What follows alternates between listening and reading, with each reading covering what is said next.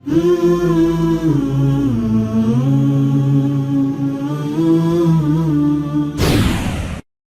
Allahu xhallahu ala ka përdorur fjalën elhamd? Ti kur je në namaz, i thush Allahut azza xhall elhamdu, çështo kur thush. Çka i thush ti Allahut tani atë? A din? Me çfarë fjalë çka i thush? Po na shqip e lexojmë falëndrimin takon Allahut. Kjo është shqip, nuk jam tu e përkthy këtë sure. Po tash jam duke e komentu realisht çfarë i thush ti Zotit tën kur elhamdu. Fjala hamd në gjuhën arabe nuk mund të përkthehet në gjuhën shqipe me një shprehje. Nuk është e mundshme kjo. Nga se edhe vetë në gjuhën arabe, kur dënë me pas fjallë arabisht, apo kjo fjallë përkthehet, apo zbërthehet me një tokë fjallësh të zgjatur të fjallëve të shumta, për të treguar kuptimin real të kësaj fjallë. Fjalla hamd përdoret kur ti i dedikon këtë lloj të mirënjohjes edhe këtë lloj të falëndrimit dikujt të posaçëm, jo çdo kujt.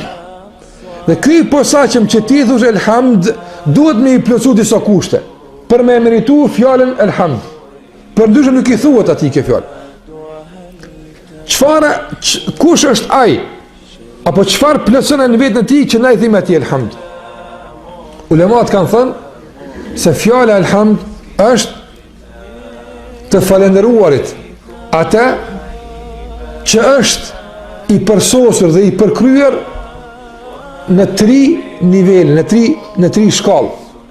Apo është i përsosur në qenën e tij, është i përsosur në cilësitë e tij dhe është i përsosur i pagabime në veprimet e tij.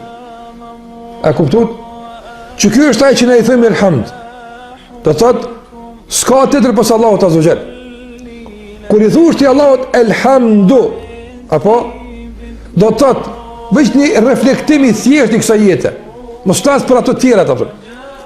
Do të thotë ti bjen se po qëndroj para një Zoti që nuk është e mundshme me pas tjetër me qëndru para ti pas para këtij Zoti xhallahu ala.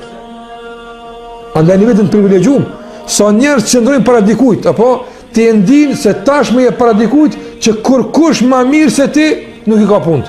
Kur kush nuk është duke lut dikan më mirë se ti që po lut. A nuk është kjo burimi krenaris prej fillim dhe burimi një ndjenje të posaçme që ndin besimtari prej start të namazit të tij. Dhe gjithashtu i plot në cilësitë e tij dhe i plot në veprimet e tij, që nuk kupton çdo gjë që ta ka caktuar Allahu xhallahu ala, apo ti i kënaqur me të nga se veprimet e tij janë të plota.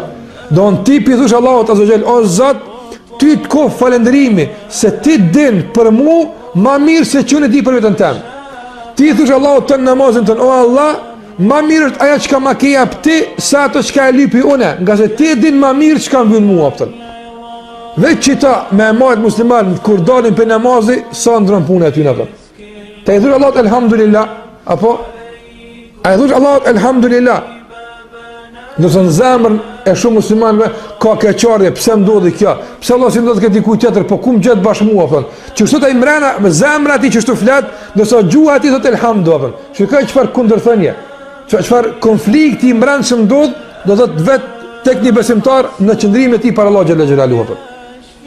Andaj fjala elhamdu nuk i thuhet kërkujt, posa atij i cili është i plotësuar dhe i përkryer në këto tri rrafshe.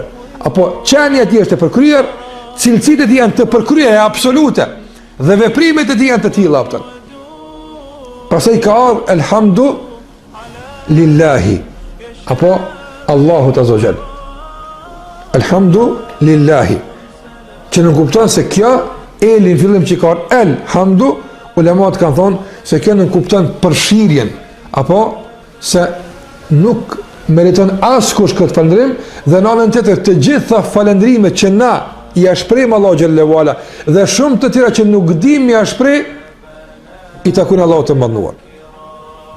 Pastaj ka ardhur fjala tash pas elhamdu lillahi, lillah është prej Allah, është emri i përveçëm i Allahut azza xal, apo i nxjerrur nga folja aliha ya lahu, që nuk kupton domethënë ai që meriton të adhurohet, atij që i drejtohen zemrat me dashuri dhe madhësi.